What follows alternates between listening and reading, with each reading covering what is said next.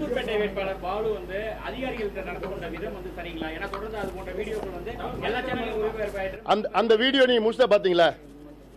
அதாவது எடிட் பண்ண வீடியோ மத்திய நீ பாத்துட்டு இருக்கீங்க. முழுசா வீடியோ பாத்தீங்களா? சொல்லக்கூடிய காரணங்கள் சரியா இல்ல அதிகாரியிடம் நடந்து கொண்ட முறை சரியா? அதாவது அத பதில் நீங்களே சொல்லுங்க. அதுக்கு ஒரு அதிகாரிகிட்ட சொல்றேன், என் இடத்துல நீங்க இருங்க, உங்களுக்கு தெரியும். என்னோட இடத்துல நீங்க இருந்து பாருங்க, உங்களுக்கு தெரியும். 11ஆம் தேதி நான் சொல்றேன், அங்க பார்த்து சொல்லுங்க. 11ஆம் தேதி நான் சொல்றேன், இந்த மாதிரி இன்னைக்கு அதிமுக ஒவ்வொரு ஓட்டுக்கு 500 ரூபாய் பணம் கொடுக்க போறாங்க அப்படிங்கறத 11ஆம் தேதி சொல்றேன்.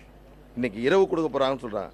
12ஆம் தேதி காலையில எந்த இடத்துக்கு போனாலும் பணம் கொடுத்த தகவலை வாக்காளர்கள் சொல்றாங்க. 13ஆம் தேதி அதே திமுக திரும்பி அவங்க பணம் கொடுக்க ஆரம்பிக்கிறாங்க.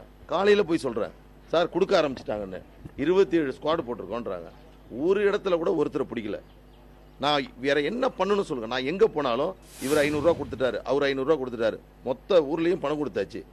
ஏன் இடத்துல நீங்க இருங்க, எந்த ஒரு வேட்பாளரா நீங்க இருங்க.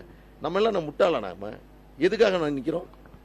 நியாயமா ஒரு தேர்தல் நடந்து நம்மளுடைய கருத்தை சொல்லி எங்க கருத்தை ஏத்துக்கிட்டு வாக்களிக்கக்கூடிய மக்கள் யார் வந்தாலும் நாங்கள் ஏத்துக்கிறோம். ஆனா 500 ரூபாய் பணம் இருந்தால் தான் ஜெயிக்க முடியும், 1000 ரூபாய் பணம் கொடுத்தா தான் ஜெயிக்க முடியும். அதுக்கு தேர்தலே வேணாமே. எதுக்கு தேர்தல்?